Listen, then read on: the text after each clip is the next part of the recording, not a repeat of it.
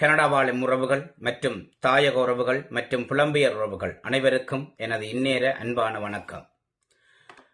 செம்மணி எழுச்சி விழித்தெழு தமிழா என்று ஒன்றை நாங்கள் கனடிய மண்ணில் நிறுவியிருக்கின்றோம்.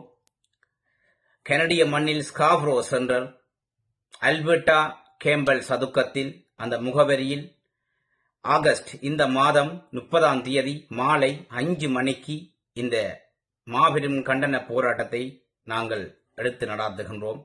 இதை எடுத்து நடாத்துகின்றது யார்? விகமி மீடியா அதனுடைய ஒருங்கிணைப்பாளர் திரு கனா அண்ணா அவர்கள் இதை முன்னெடுத்து நடாத்துகின்றார்.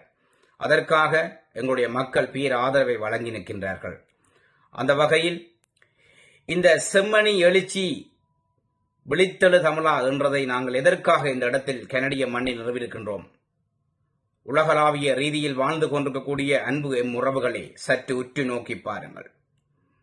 1995-96ஆம் ஆண்டு காலப்பகுதியில் சந்திரிகா அம்மையர் இருந்த ஆட்சி கால பகுதி எங்களுடைய உறவுகள் சிறார்கள் உட்பட வயோதிபர்கள் உட்பட இள வயதில் இருக்கக்கூடியவர்கள் அனைவரையும் கொத்து கொத்தாக கொன்று புதைத்தவர்கள்.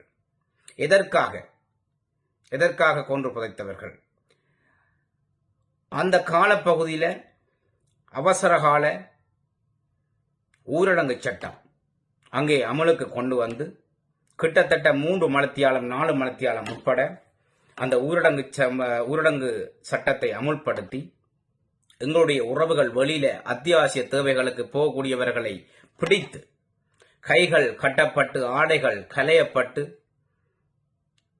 அவர்களை அடித்து மம்பட்டி பிடியால் கூடாளி பிடியால் அவர்களுடைய ஆயுத முனையால் அடித்து கொன்று புதைக்கப்பட்டவர்கள் இன்று நில அகழ்வு பணி அங்கே நடைபெற்றுக் கொண்டிருக்கின்றது.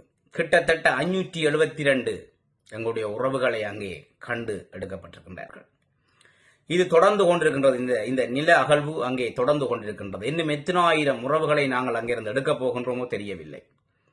1995-96ஆம் ஆண்டு காலப்பகுதியே இவ்வளவு இனப்படுகொலை அங்கே நடைபெற்றதென்றால் 2009 எங்களுடைய போர் மௌனிக்கும் போது எத்தனை ஆயிரம் மக்களை இவர்கள் கொன்று குவித்திருப்பார்கள். சற்று உற்று நோக்குங்கள் உறவுகளே.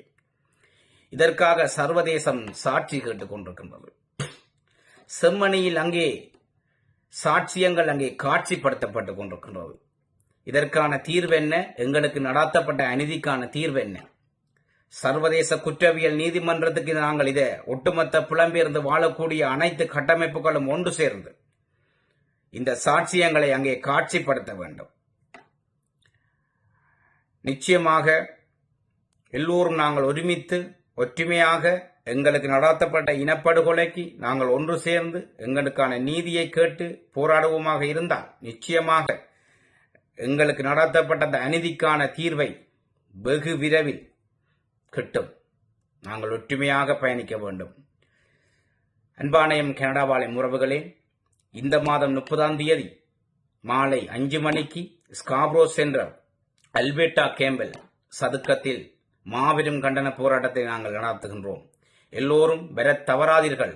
பேராதரவை வழங்கி வருமாறு அன்புரிமையோடு கேட்டுக்கொண்டு உங்களிடமிருந்து விடைபெறுகின்றேன். நன்றி, வணக்கம்.